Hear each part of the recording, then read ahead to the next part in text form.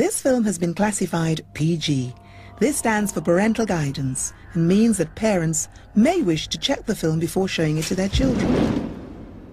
Thanks for listening. Thanks, Loella, and now this is the top 5 movie stunts of all time. This is Maniac Cop 2.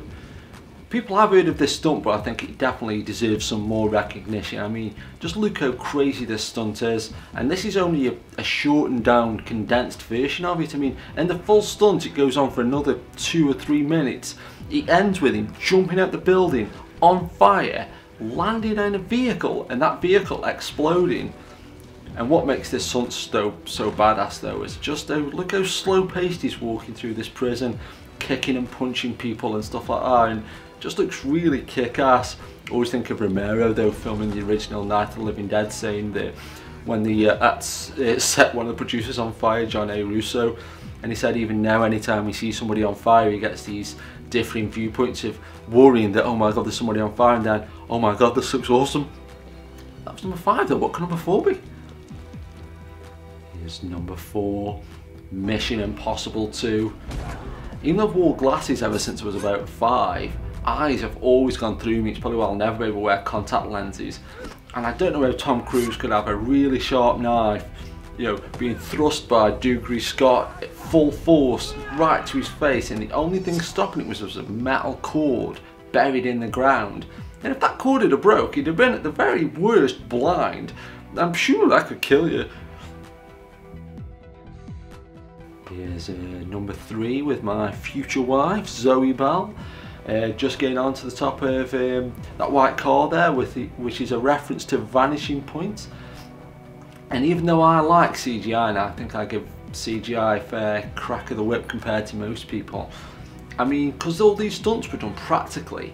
I mean, just look at that shot there, the background speeding behind, and just look how close these cars are to the ground. And I remember Tarantino saying one thing that always did his head in about driving stunts was that you could tell when the footage was speeded up and it just looked really fake. But you just watch this and it looks so dangerous and just so compelling, and must be such a thrilling experience.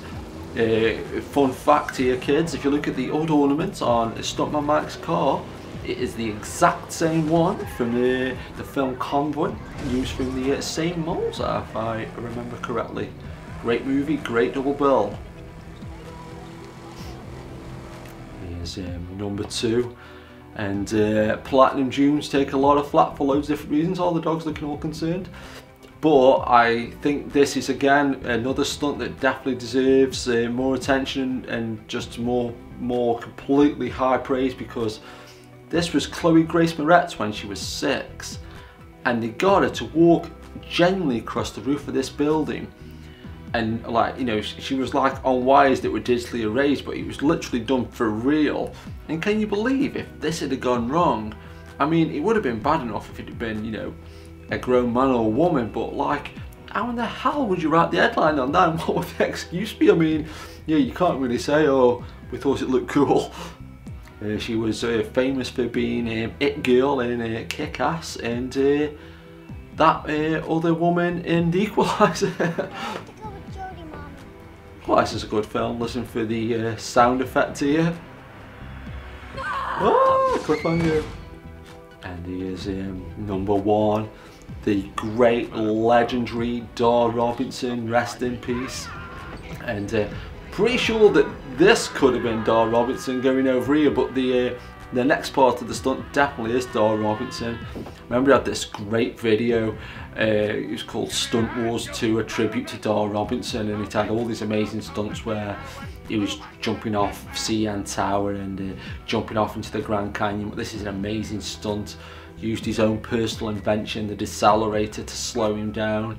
And a couple of great things I learned from that video: stuntmen always call stunts gags, and they call the films they're working on shows. So if you ever see a stuntman, things to say is, what's that good gag you're working on in the show you're doing right now?